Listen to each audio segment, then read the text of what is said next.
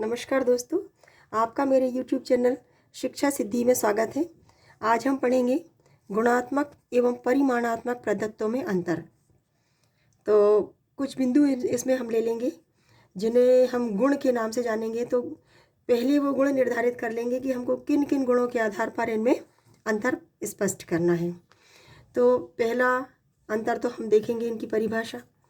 तो गुणात्मक प्रदत्त जिन तथ्यों से किसी व्यक्ति, संस्था, जनसंख्या या प्रतिदर्श के गुण परिलक्षित होते हैं वे गुणात्मक प्रदत्त कहलाते हैं। जैसे बुद्धि, रुचि, ईमानदारी, सहनशीलता या जनसंख्या के आंकड़े या जनसंख्या की लंबाई, चौड़ाई, कम ज़्यादा, इस तरह के। और परिमाणात्मक आंकड़े ये बदलते नहीं हैं, ये हम बता दें। शोध के किसी उपकरण से प्राप्त संख्यात्मक प्रदत्त परिमाणात्मक प्रदत्त कहलाते हैं। जैसे किसी स्कूल के कक्षा 10 के 120 बच्चे। दूसरा अंतर है करेंगे हम प्रदत्त प्राप्त करने की विधियाँ। गुणात्मक समंग मुख्य रूप से प्रश्नावली, साक्षात्कार, अनुसूची, प्रक्षेपी विधियों आदि के द्वारा प्राप्त किए जाते हैं। ये मुख्य रूप से प्राथमिक डाटा होते हैं क्योंकि शोधार्थी इन्हें स्वयं कलेक्ट करता है। मात्रात्मक आंकड़े प्राप्त करने के लिए मुख्य रूप से किसी भौतिक यंत्र जैसे मीटर, स्केल या किसी कार्यालय के का जो डाटा होता है उसके द्वारा हम कलेक्ट कर सकते हैं। प्रयोग के आधार पर भी आंकड़े मिल सकते हैं, जैसे केमिस्ट्री, प्रैक्टिकल, पत्र पत्रिकाओं आदि के माध्यम से भी हम इनको एकत्र कर सकते हैं। ये प्राथमिक या द्वितीयक दोनों प्रकार के डाटा हो सकते हैं। प्रदत्त विश्लेषण तीसरा अंतर है। गुणात्मक प्रदत्त के विश्लेषण मुख्य रूप से आगमन, निगमन, यथार्थवादी आदि विधियों के द्वारा किया जा सकता है, जबकि परिमाणात्मक प्रदत्तों का विश्लेषण मुख्य रूप से वर्णनात्मक सांख्यिकी जैसे मीन, मीडियन, मोड आदि के द्वारा किया जाता है। क्योंकि हम पहले ही बता चुके हैं कि ये मात्रात्मक आंकड़े होते हैं। गुणात्मक प्रदत्तों के विश्लेषण के लिए चरणबद्ध तरीका अपनाया जाता है। जैसे कि सबसे पहले हम आंकड़ों का संकलन करेंगे, इसके बाद सारणीयन करेंगे।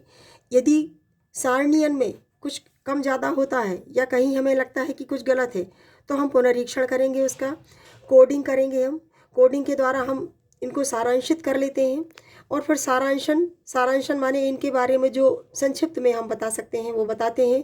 फिर इसके बाद उसको डिस्प्ले किया जाता है और निष्कर्ष निकालकर अंत में उन निष्कर्षों की व्याख्या की जाती है। गुणात्मक प्रदत्तों के निष्कर्षण में मुख्यतः प्रतिशत आंकड़ों का प्रयोग भी कर सकते हैं, इनकी इकाइयाँ सुनिश्चित नहीं होती। जबकि मात्रात्मक प्रदत्तों के लिए उच्च अध्ययन की सांख्यिकी प्रयुक्त की जाती है, जैसे टी टेस्ट है, एफ टेस्ट है, जेड स्कोर है, स्पीयरमैन विधि है। इनके द्वारा हम परिमाणात्मक आंकड़ों का सारांशन या निष्कर्षण करते हैं। इनकी भी इकाइयाँ सुनिश्चित नहीं होती हैं। चौथा अंतर है गुणात्मकता। गुणात्मक प्रदत्तों के माध्यम से मनोवैज्ञानिक एवं व्यावहारिक पक्षों का आकलन संभव होता है। हम किसी व्यक्ति से जब प्रश्न करते हैं तो प्रश्नों के माध्यम से हम उसके बारे में बहुत सारी जानकारी एकत्रित कर लेते हैं। चाहे वो मनोवैज्ञानिक हो, मतलब वो किस प्रकार का सोचता है, किस प्रकार उत्तर देता है, किस प्रकार व्यवहार करता है, तो ये सब चीज़ें हम स्वयं एकत्र कर लेते हैं क्योंकि ये प्राथमिक आंकड़े होते हैं। जबकि परिमाणात्मक प्रदत्तों के माध्यम से मनोवैज्ञानिक एवं व्यावहारिक पक्ष का तुलनात्मक रूप से अध्ययन कम हो सकता है। यह मनुष्य के ज्ञानात्मक मूल्यांकन का प्रतिदर्श हो सकता है। मतलब कि जैसे मान लीजिए इस साल कितने बच्चे क्लास में फर्स्ट आए, कितने बच्चे मेरिट में आए, कितने गोल्ड मेडल आए, कितने फेल हो गए, तो ये निश्चित होती हैं ये आंकड़े। पांचवा अंतर है परिशुद्धता या एक्यूरेसी। गुणात्मक तथ्यों से प्राप्त निष्कर्ष पूरी तरह विशुद्ध या सटीक नहीं होते। जैसे जब हम प्रश्नावली भरवाते हैं तो प्रश्नावली भरवाते समय हम सोच नहीं सकते कि हर बच्चे की सोच अलग अलग होती है। यदि बच्चा कोई खुश है तो वो खुश होकर उत्तर बहुत अच्छे से देगा। यदि मान लीजिए कोई बच्चा गुस्सा बैठा हुआ है और हम उससे प्रश्नावली भरवा रहे हैं तो वो सही उत्तर नहीं देगा। या कोई बच्चे सोचेंगे अरे हाँ हो गया, कुछ भी भर दो इसमें तो इसकी परिशुद्धता थोड़ा सा कम होती है, जबकि परिमाणात्मक प्रदत्तों से प्राप्त निष्कर्ष पूरी तरह विशुद्ध होते हैं। जैसे यदि किसी बच्चे की लंबाई 4 फीट है तो है, और ये आंकड़े 0 से शुरू होते हैं। बायाज्ड, छठवां अंतर है बायाज्ड। गुणात्मक प्रदत्त बायाज्ड हो सकते हैं। जैसे हम यदि किसी बच्चे को क्लास में, यदि किसी बच्चे की क्लास में स्थिति बहुत अच्छी है तो कभी कभी वो प्रदर्शन अच्छा नहीं करता, तब भी उसको हम ज़्यादा नंबर दे देते हैं क्योंकि उसकी छवि मन में अच्छी होती है। तो एक तरह से यदि हम उसके प्रति बायाज्ड हैं, जबकि परिमाणात्मक प्रदत्त बायाज्ड नहीं होते क्योंकि ये मुख्य रूप से यांत्रिक विधियों के द्वारा निकाले जाते हैं। इसके बाद है अगला अंतर, शोधार्थी का प्रकार। विशेष रूप से प्रशिक्षण प्राप्त शोधार्थी ही गुणात्मक प्रदत्तों को एकत्र कर सकते हैं, अन्यथा की स्थिति में ये विश्लेषण त्रुटिपूर्ण होगा। जबकि परिमाणात्मक प्रदत्त जो है वो कोई भी शोधार्थी कर सकता है क्योंकि इनको यांत्रिक विधियों के द्वारा नाप सकते हैं। अगला है समय।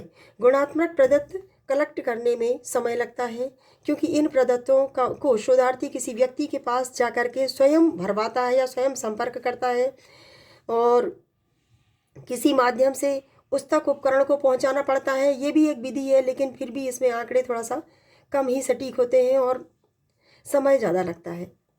जबकि परिमाणात्मक प्रदत्त एकत्रण करने में कम समय लगता है क्योंकि ये आंकड़े स्वयं संख्यात्मक रूप से या किसी पत्र पत्रिकाओं के माध्यम से या नेट के माध्यम से या बुक में कभी प्रकाशित हो तो हमें मिल सकते हैं। अगला है श्रम एवं धन। गुणात्मक प्रदत्त एकत्रण में श्रम लगता है जबकि यह मितव्ययी है, और परिमाणात्मक प्रदत्तों के एकत्रण में अपेक्षाकृत कम श्रम लगता है। ये मितव्ययी नहीं है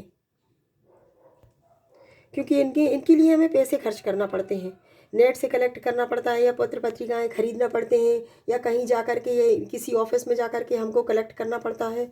तो ये सब चीज़ें हैं। अगला अंतर है सटीक भविष्यवाणी।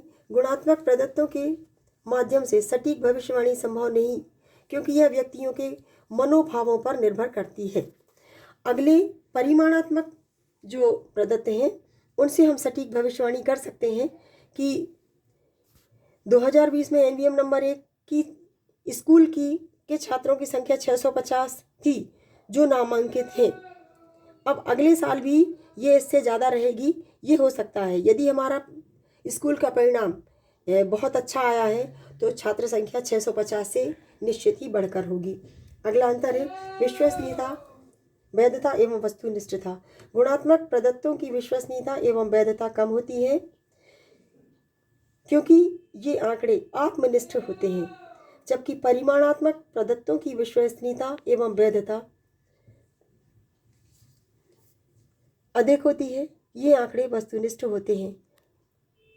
वस्तुनिष्ठ से मतलब कि किसी प्रश्न के यदि 4 विकल्प हैं और उनमें से कोई एक ही विकल्प सही है तो वही विकल्प सही होगा, इसको वस्तुनिष्ठता कहते हैं। मतलब उसका उत्तर जो है वो वस्तुनिष्ठ होगा।